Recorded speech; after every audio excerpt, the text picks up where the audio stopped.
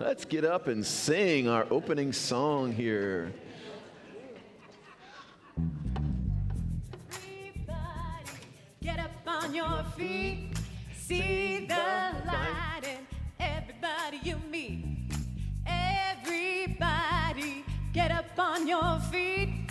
See the light in everybody you meet. Let us be reminded of who we've come to be. We are love, we are one big family. Hey, hey, yeah, yeah. Hey, hey, hey, yeah, yeah. Everybody, get up on your feet. See the light in everybody you meet. Everybody, get up on your feet. See the light in everybody you meet. Let us be reminded of who we've come to be. We are love, we are one big family. Hey, hey, yeah, yeah. Hey, hey, hey, yeah, yeah. Let us make a joyful sound. Here we stand on holy ground. Let us make a joyful sound. Here we stand on holy ground. Let us make a joyful sound. Hey, hey, hey, hey. Everybody, get up on your feet. See the light in everybody you meet. Hey, hey, yeah, yeah. Hey, hey, hey, yeah, yeah.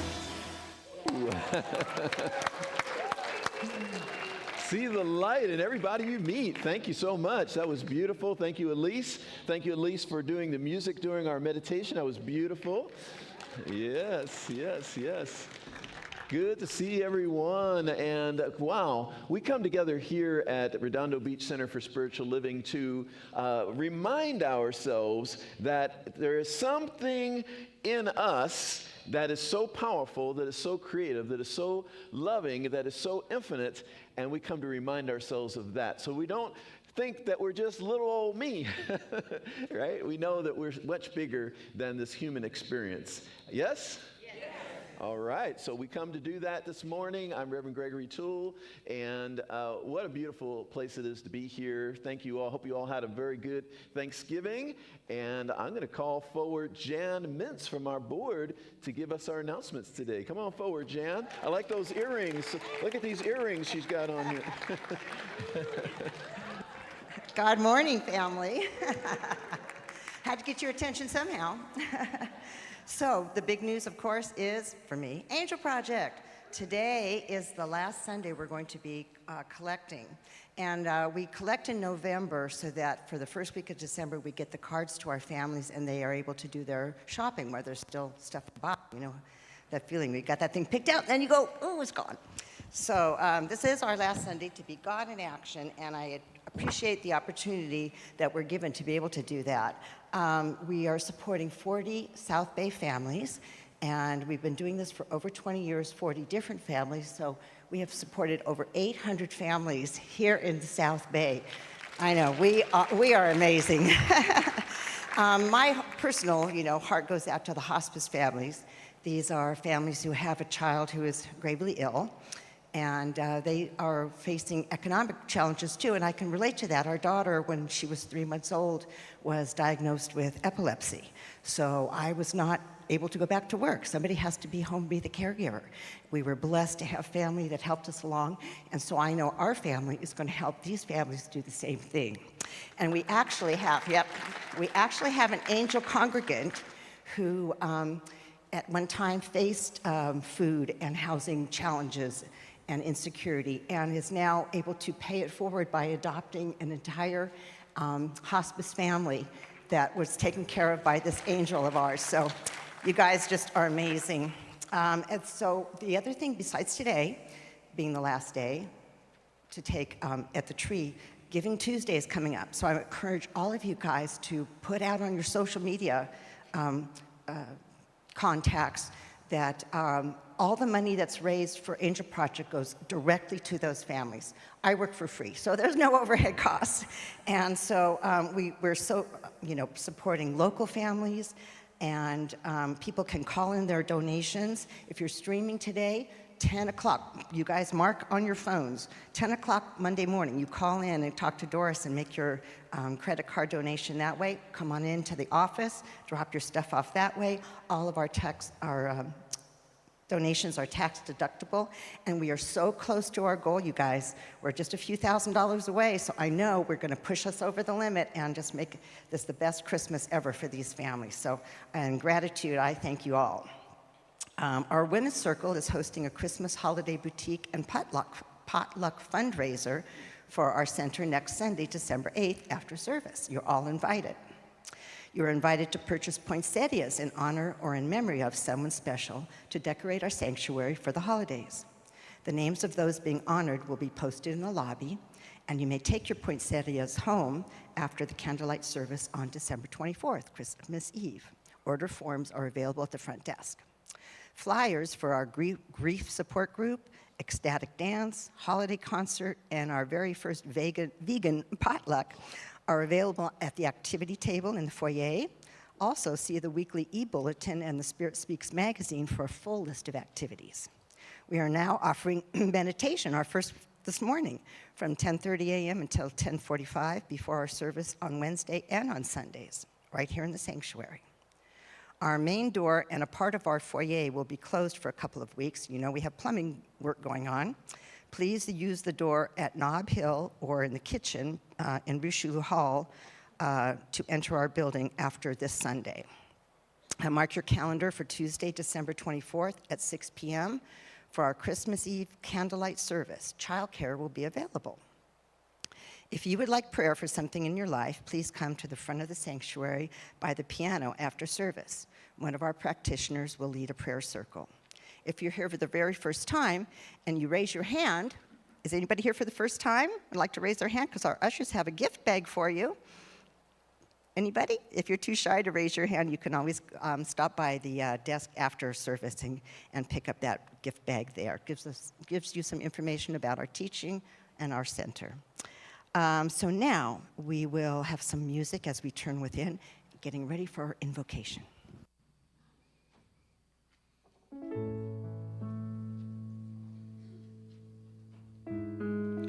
I would invite you all to close your eyes for a second. And just connect with your breath as you remember the essence of who you are.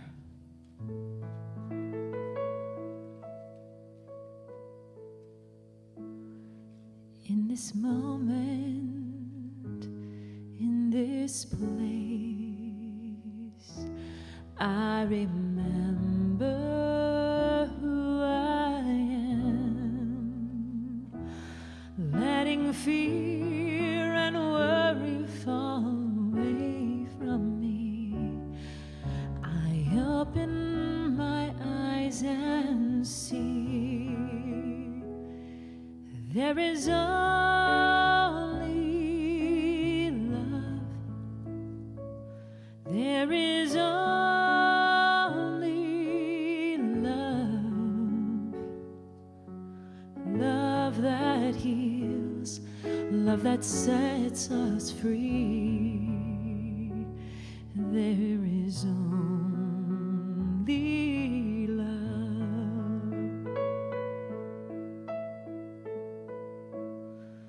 When I lose myself,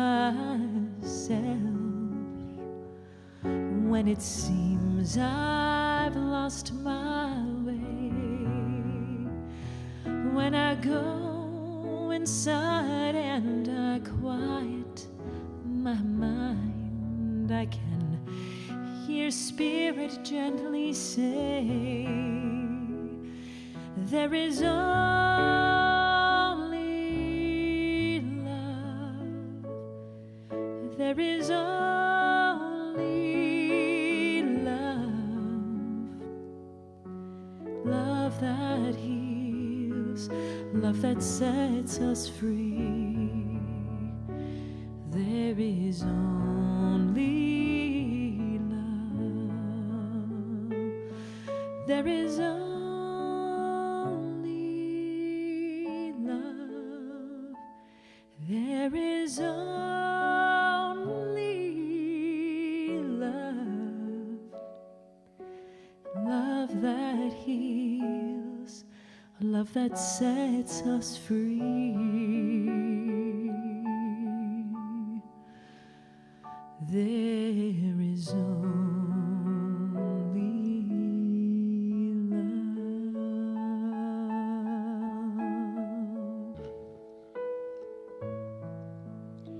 There is only love. Love that heals, love that sets us free. Love is prevailing. Our whole life is a love story. In truth, our whole life is a love story. We were born with love. Love is our nature. Love envelops us, enfolds us, heals, all in its path. All in its path must conform to love.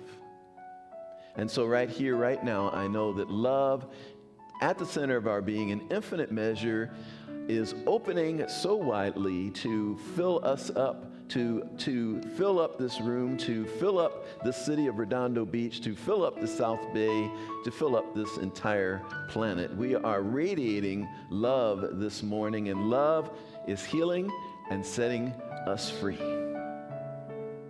I bless our time here together today. I know that love is so present that we feel it, we experience it, and we emanate it. I am so grateful. I know that all is well, and so it is.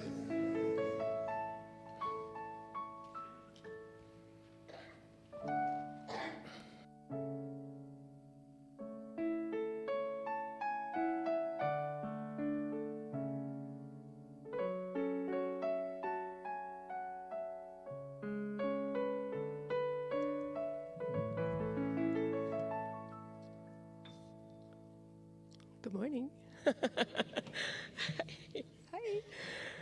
So Reverend Gregory's talk today is on being a mystic, and specifically at work. So we have to ask what a mystic actually is. Our founder, Ernest Holmes, devoted the entire chapter 20 of the Science of Mind text to what the mystics have taught.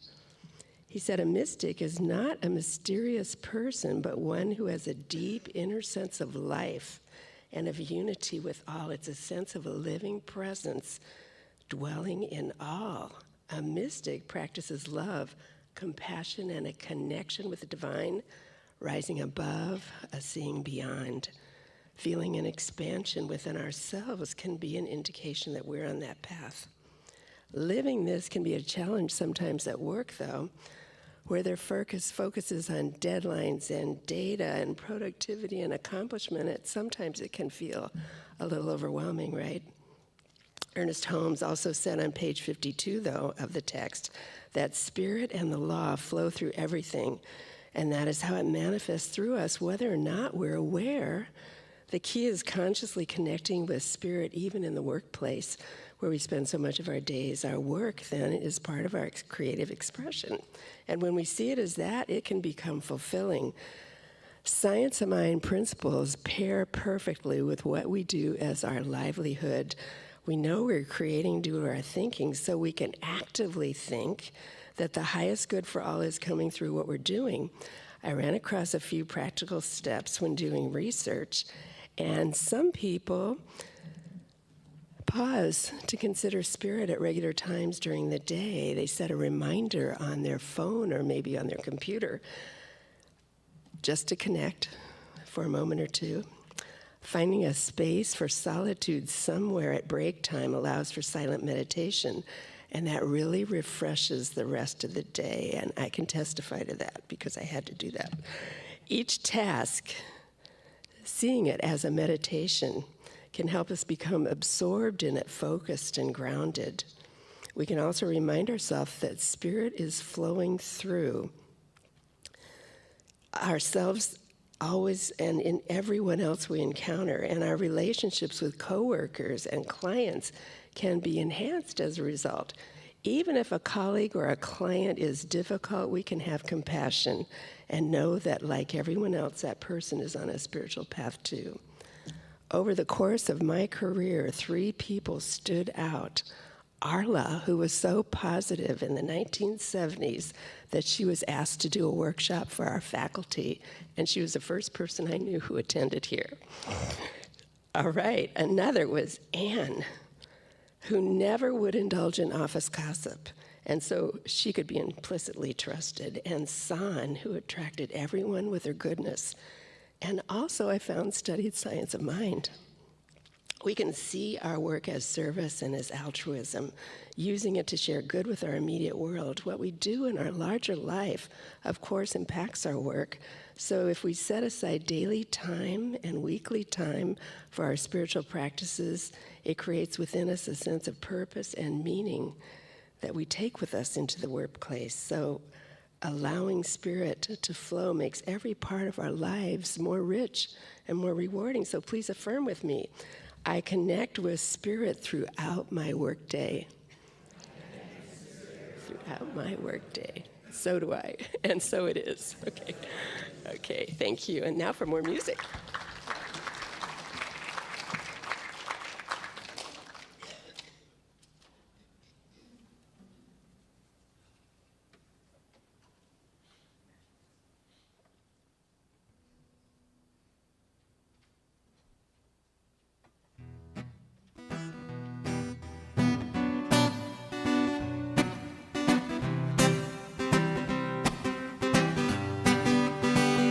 The sun shines bright as it moves across my face. I feel the light and everything is in its place. Whoa, I woke up feeling great. Today was made for me, and life is good the way it should, the way it was meant to be. And it's a beautiful day.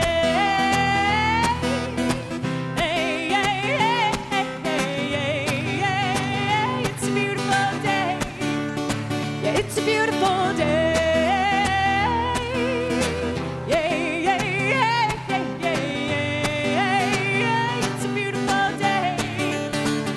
The wind is blowing, bells are ringing, children playing in the park while birds are singing.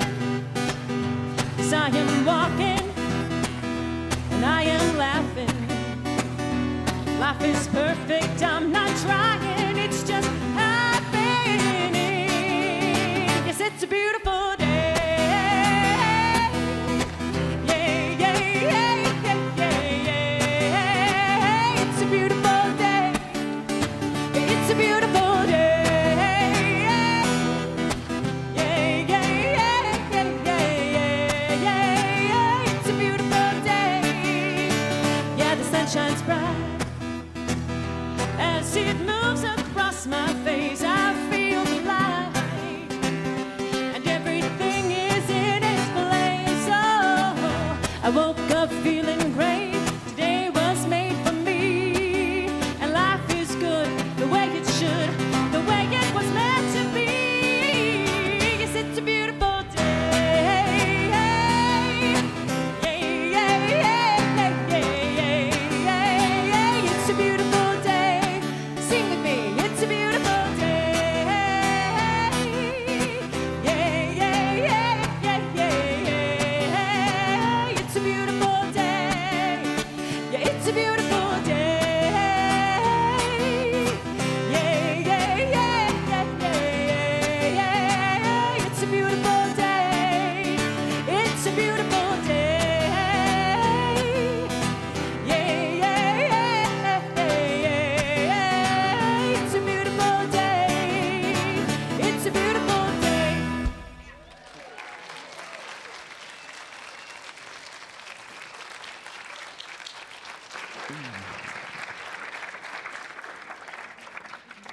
Elise Carver.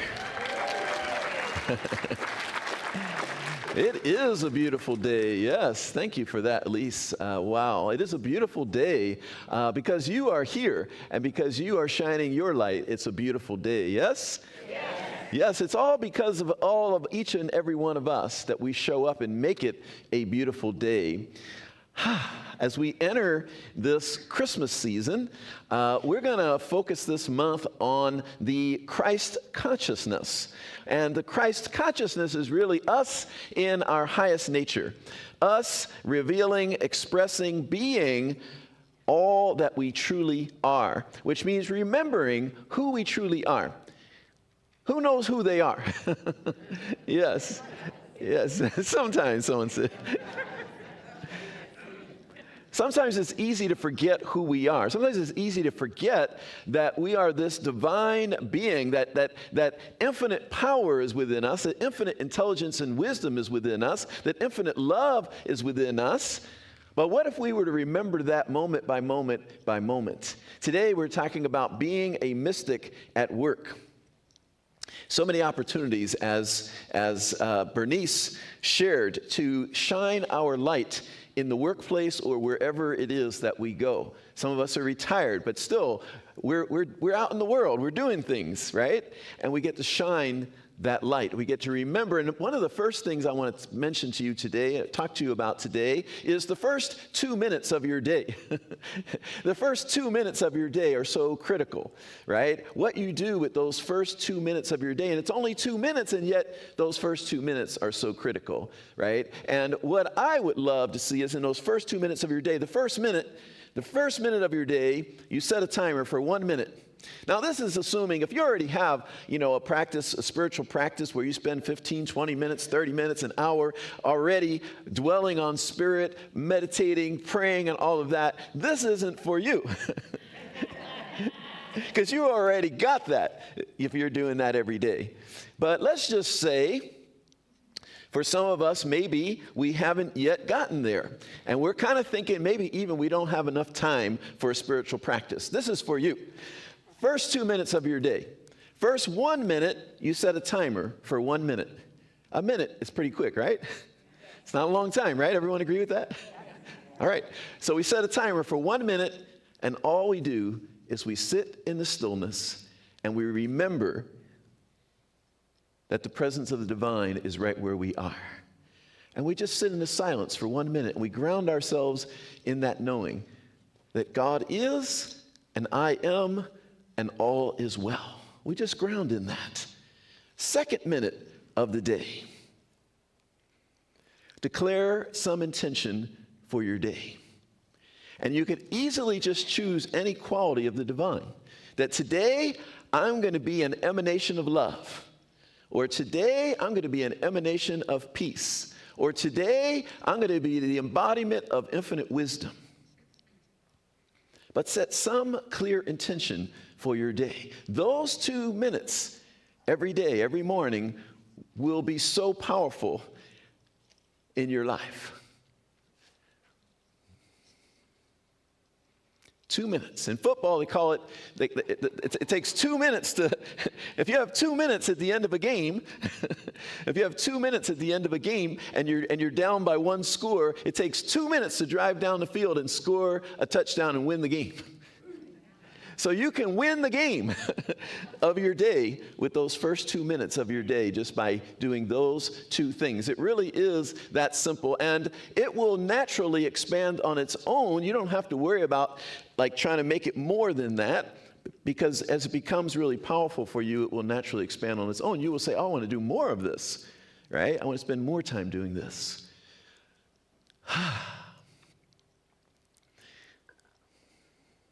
When we show up at work, and I was thinking about this thing I'm going to date myself, 40 years ago. What? I was a baby, that's what, right, exactly. Thank you, Jan. I was a baby, but I was already working.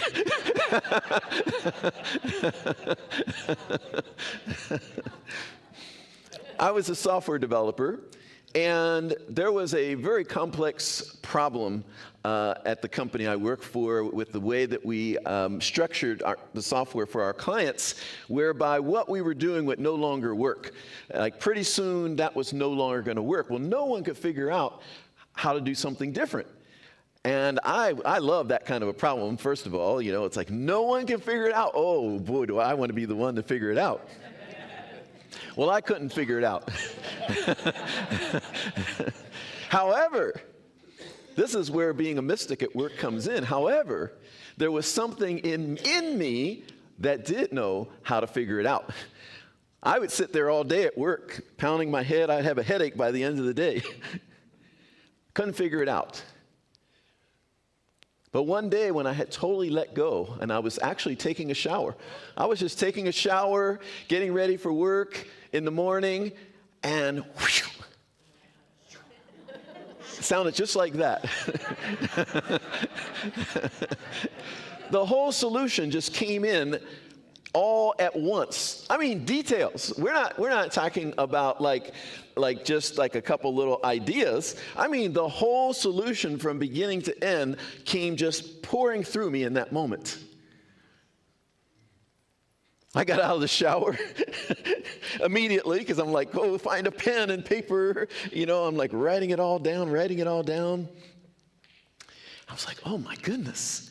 You know, and of course there was that part of me that was doubting it, right? It's like, surely it couldn't be that easy, and surely the solution wasn't going to come in a moment like that, fully orbed, right? But I wrote it down because it felt totally on, like it felt totally right.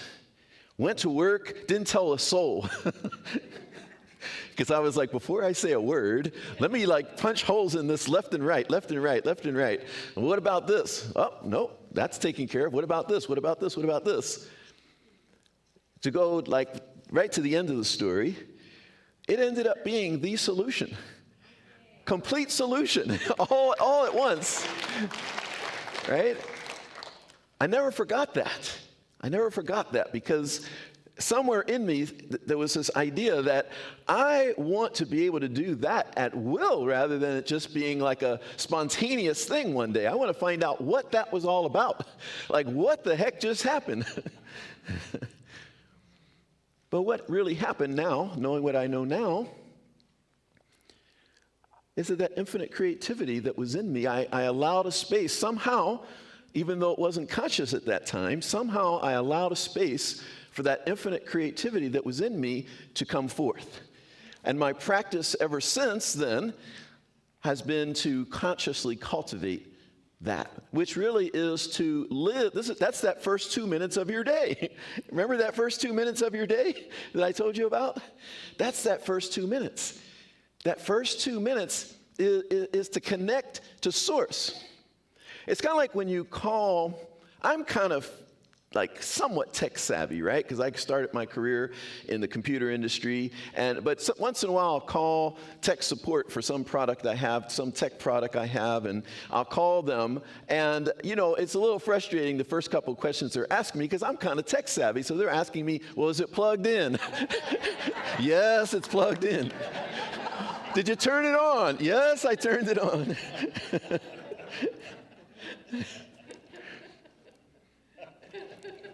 But these could be questions that we have as our customer service when people call the center, right? When people call the center and say, oh, I got this problem, oh, I got this thing, I need help. And you go, well, did you plug in? Did you plug in? Did you plug into source? Did you do that 2-minute thing at the beginning of the day where you plugged in and connected to source? Because it's no good to have the source. The outlet can be right there, right? Right next to the computer. The outlet's right there. But if the computer's not plugged into it, nothing's going to happen. So even though we have this infinite power, infinite intelligence, infinite wisdom, infinite love within us, if we're not plugged into it, it really won't do much for us. That first minute is plugging in. The second minute is turning on the computer. The first minute is plugging into your infinite source. The second minute is turning it on, engaging it, engaging with that power and presence within you. A mystic, in the Glossary of the Science of Mind textbook, a mystic is described as one who arrives at truth without any process of reasoning. Arrives at truth without any process of reasoning. Meaning you just know, right? It's not like your intellect is engaged in this, but through intuition, we begin to tap into the source of all knowledge. And so it is said that the mystics knew without knowing how they know. Quantum physics today is proving many of the things that thousands of years ago the mystics had already tapped into. They were having the experience I had with that full-on solution, right? You don't know how you know it, you don't know how it came about, but there it is, right there for you. All of that is within us. We are these powerful beings living this life. I came across a talk by someone some of you may be familiar with, Dr. Frank Richelieu. And I couldn't stop watching it, listening to it actually. It was a picture of a cassette, but it was on YouTube, and it was just the audio part. And he was talking about prosperity. And he said, you don't have a money problem. He was giving a talk on prosperity. It happened to be the week before Thanksgiving, so it was right around this time of the year, but 27 years ago in 1997. And he was saying, you don't have a money problem. You have a creativity problem. You have a unity problem. You have a, what else did he say? Let me get it exact here. He said, money is not your problem. It's a lack of ideas, a lack of creativity, a lack of unity, a lack of recognition, a lack of awareness.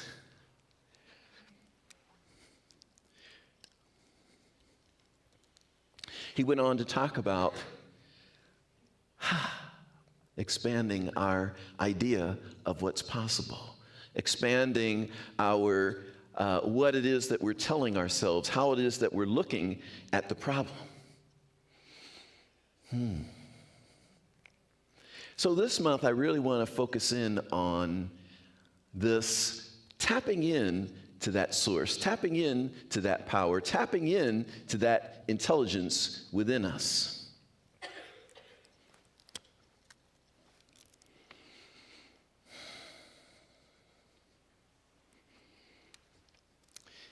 This week, and actually in the last couple weeks, I've done a couple hospital visits with people from the center here who were in the hospital.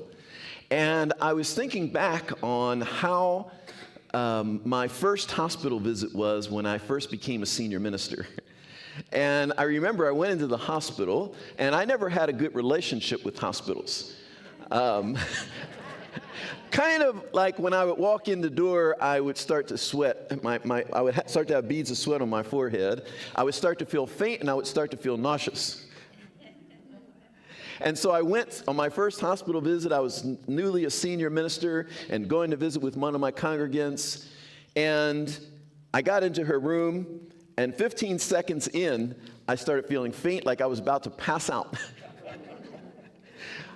And I was thinking, what have I done? I've chosen this career where it's important that I be able to go visit someone in the hospital, and yet I'm about to faint. 15 seconds into the visit, I said, oh, if you'll excuse me, I have to step away for a second. Went away, put some cold water on my face, came back. She kind of realized what had happened. She stopped talking about like what was going on with her, because she had been telling me medically what was going on. There's this phrase that Spirit doesn't call the qualified. Spirit doesn't call the qualified. Spirit qualifies the called. In other words, once we start to say yes to something, once we start to say, yes, I am willing to be a vessel for such and such, I'm willing to be a vessel for love, I'm willing to be a vessel for peace, I'm willing to be one who takes on this task, we start to be endowed with all that is needed for that task. So going to these visits in the last few weeks, I was reminded of those first visits where I couldn't even be in a hospital without feeling like I was going to pass out.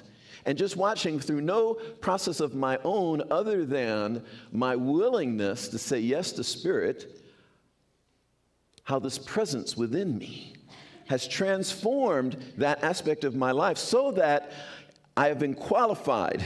I wasn't qualified. I have been qualified by the presence of infinite love and the presence of infinite intelligence within me. I have been qualified by that process.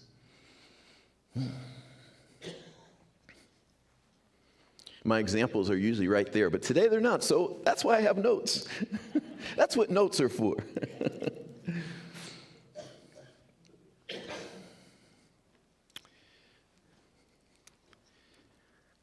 One of the other really fascinating experiences I've had with how Spirit shows up for us, how Spirit is our very life and being. How many of you know that Spirit is your very life and being?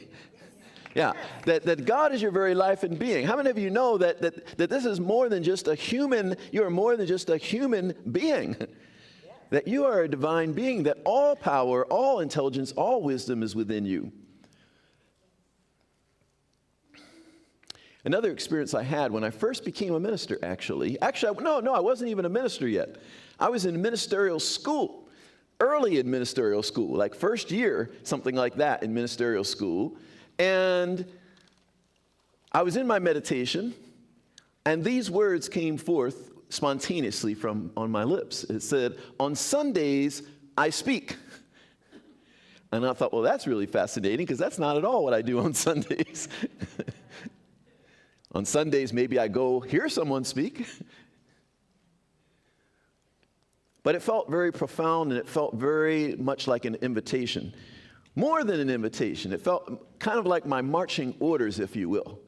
Like, this is what you are, how you are to spend your Sundays. And so I began to entertain it, right?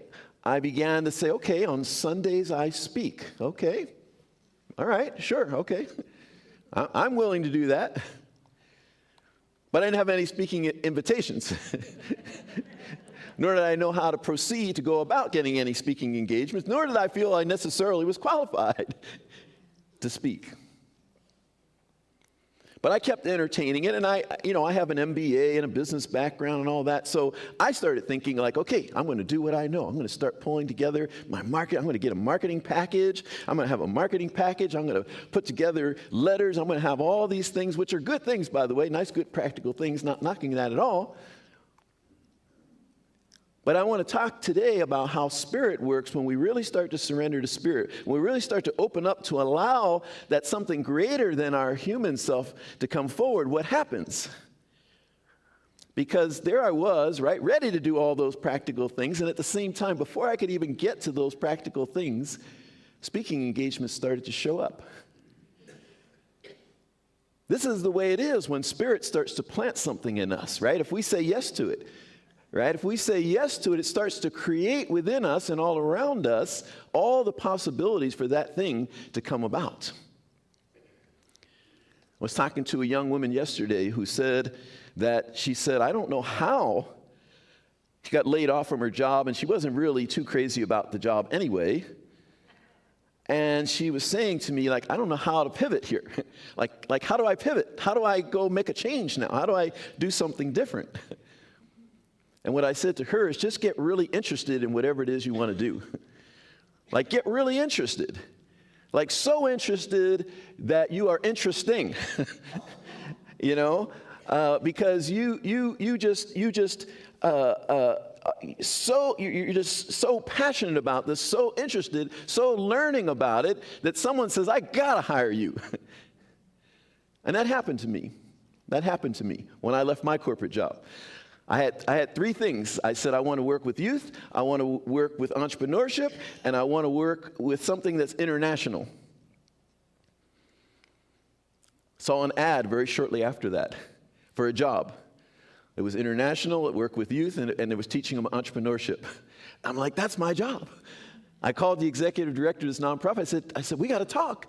This is everything I want to do. And the passion in my voice stirred him, and he said, yeah, we do need to talk. And I'm cutting that story short, but that's what ended up happening. But this, coming back to on Sundays I speak, because it is Sunday.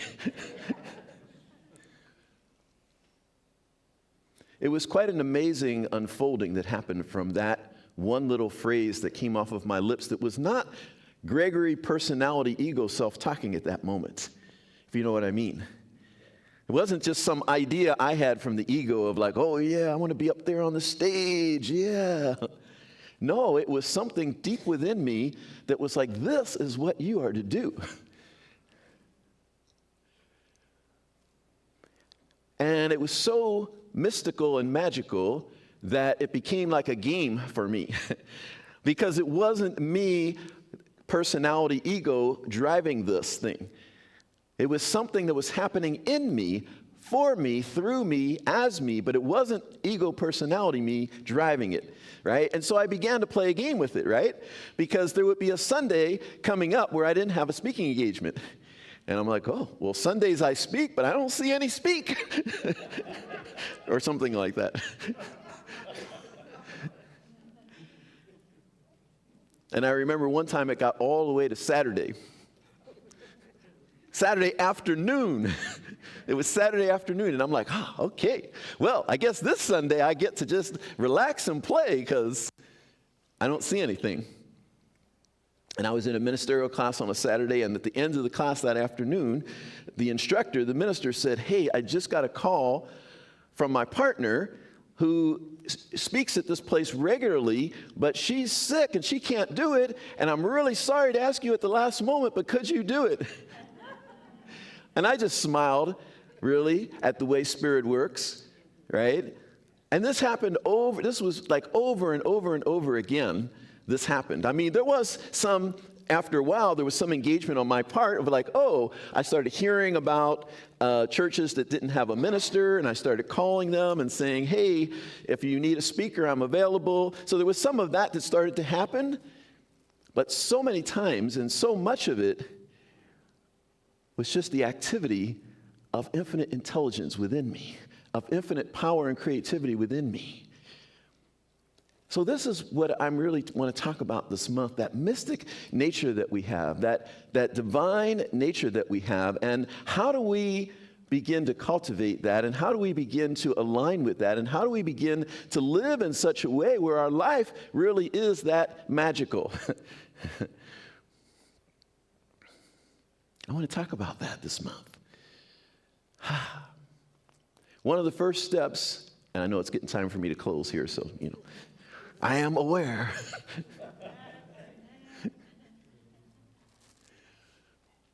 I'll give you just the first step today because we got 3 more weeks to talk about this. But the first step, anyone know what the first step is? 2-minute day.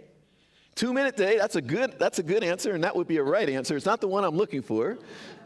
Who knows what the first step, it might be the first step in anything really.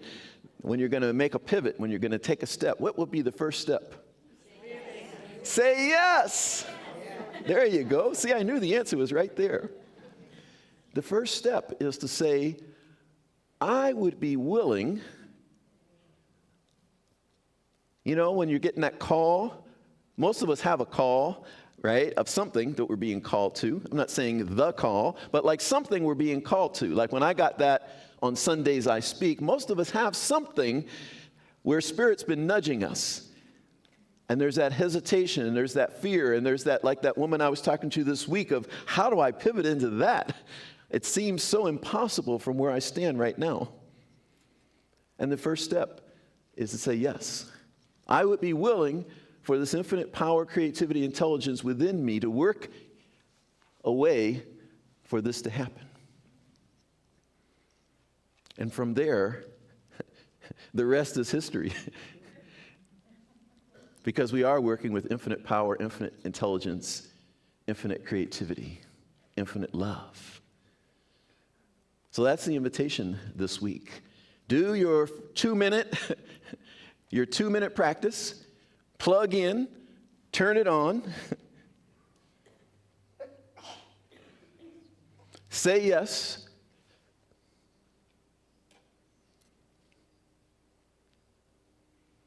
And remember throughout your day who you really are. That you're a divine expression of infinite power, infinite love, and infinite creativity. Thank you so much. Peace and blessings. Thank you. Thank you. Thank you all. Thank you all so much. We've got Elise Carver.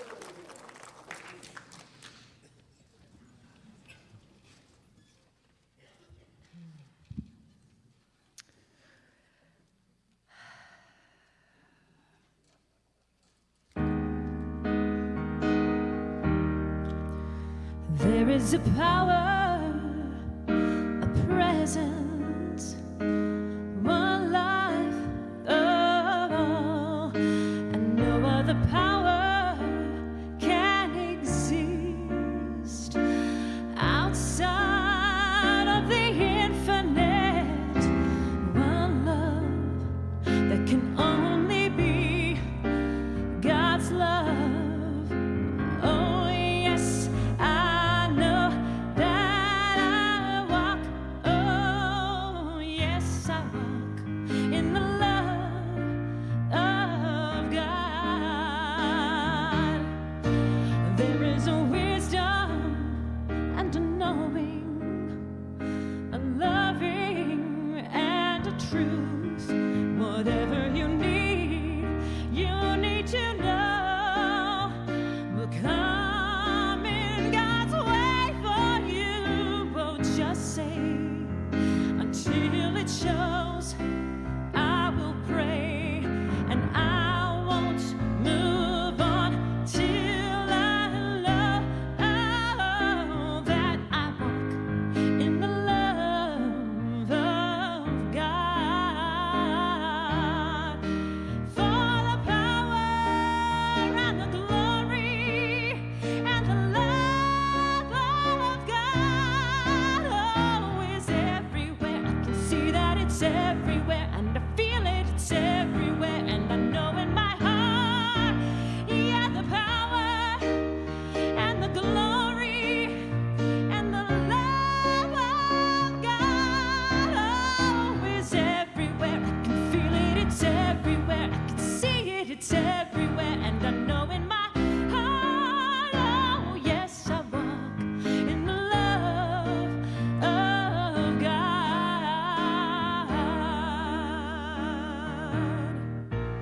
There is a power, a presence, one life, oh, and no other power can exist outside of the infinite. One love that can only be God's love. Oh, yes, I know that I walk. Oh, yes, I walk in the love of God. Oh, yes, I walk in the love of God.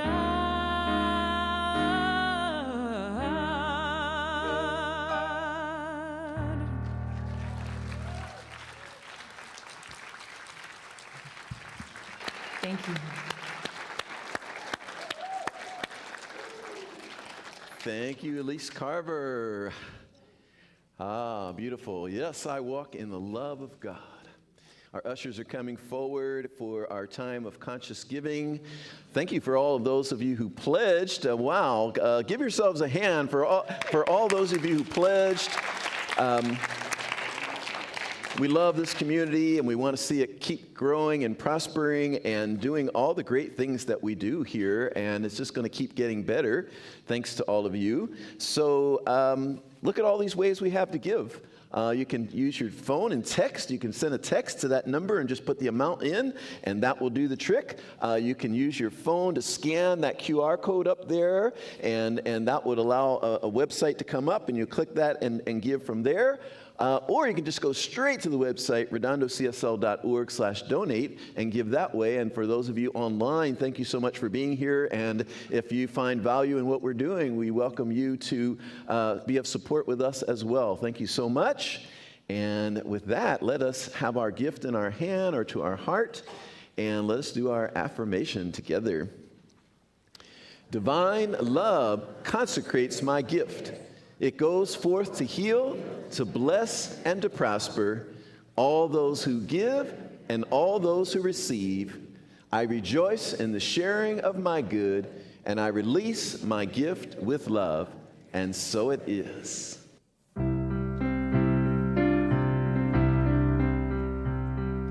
Grateful for the morning, grateful for the sunlight on my face, grateful for the feeling, grateful for the knowing, grateful for the love that's in this place, grateful for believing that God is all there is, that God is all there is. Grateful for the morning, grateful for the sunlight on my face, grateful for the feeling, grateful for the knowing, grateful for the love that's in this place, grateful for believing that God is all there is, that God is all there is, God is all there is.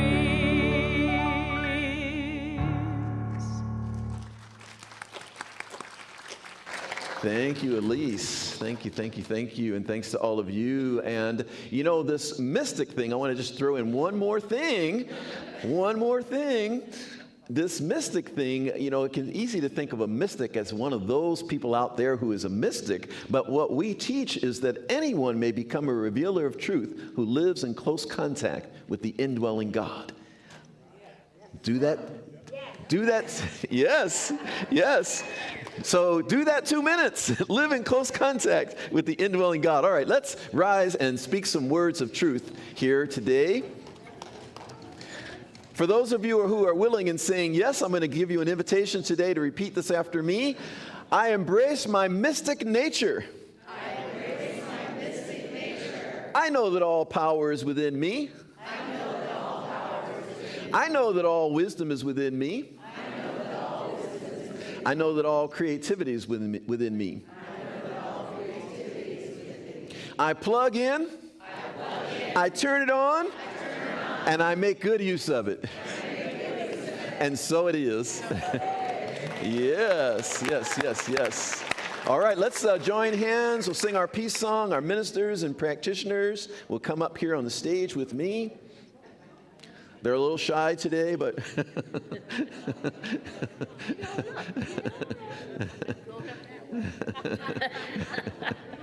oh yeah, little thing.